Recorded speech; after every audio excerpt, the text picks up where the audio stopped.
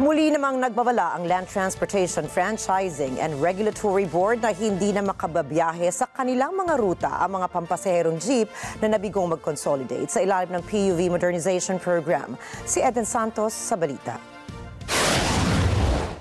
For those who have not consolidated by February 1, they will no longer be allowed to ply their routes. Yan ang babala ng Land Transportation Franchising and Regulatory Board o LTFRB sa mga public utility jeepneys na bigong mag-consolidate sa ilalim ng PUV Modernization Program.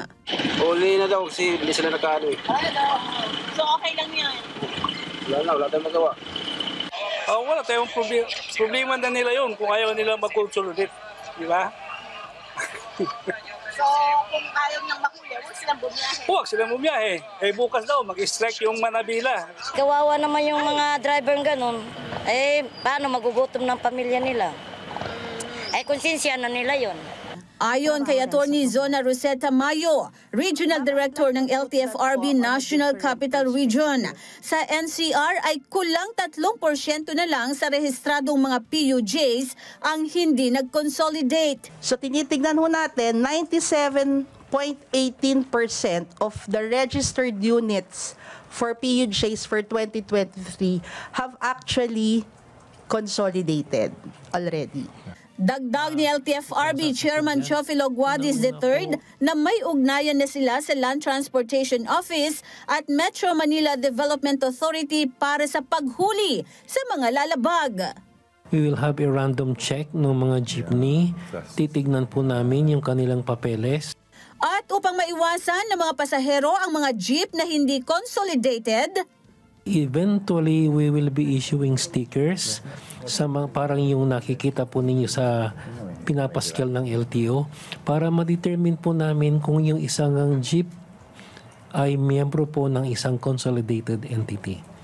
Tiniyak naman ng Office of Transportation Cooperatives na binigyan nila ng 1 buwan na due process ang mga operator na hindi napapayagang pumasada. Binigyan natin ng 1 buwan na due process po yung mga operators na hindi na po papayagang pumasada. Binigyan po natin sila ng pagkakataon, proseso, para po kusa na po tayong sumunod sa batas or sa prangkisa mo kung wala na, for us to prevent any situation po starting February 1. Kung napapansin nyo po, yung DOTR family, we are very careful with our words. We are very careful in our handling because alam nating emotional po ang sitwasyon natin ngayon. That's why ang mga pinaparating po namin ngayon ay solusyon, programa, para po sundin natin yung batas. And we would like to assure na yung decision po ng hindi pagko-consolidate was a business decision po in a way ng mga operators. Samantala, walang plano ang MMDA na irekomenda ang suspinde ng klase at pasok sa trabaho sa mga local government units na maaapektuhan ng transport strike bukas. Dahil nga po, tayo naman po ay nakahanda to augment kung sakaling magkaroon ng disruption sa pampublikong transportasyon. At we will make sure, tulad ng dati, na ma-minimize yung pong discomfort at inconvenience sa ating mga mananakay. Gate pa ni Artes, nasanay na sila sa paulit-ulit na rally kaya sanay na rin sila na rumisponde. So handa po kami at gagawin po uli namin yon. At siguro naman po na-observe nyo ng mga nakaraang protesta or tigil pasada na wala pong masyadong nagreklamo na sila po ay na-stranded dahil nakaresponde naman po tayo ng maayos ang pamahalaan.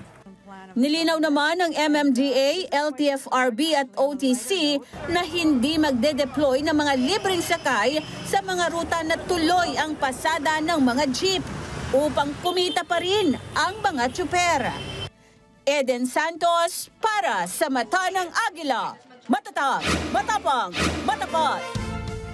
Maraming salamat sa inyong pagsubaybay sa Mata ng Agila Primetime. Para malaman ang matatag, matapang at matapat na mga balita, ay i-follow lamang at mag-subscribe sa @Net25 TV.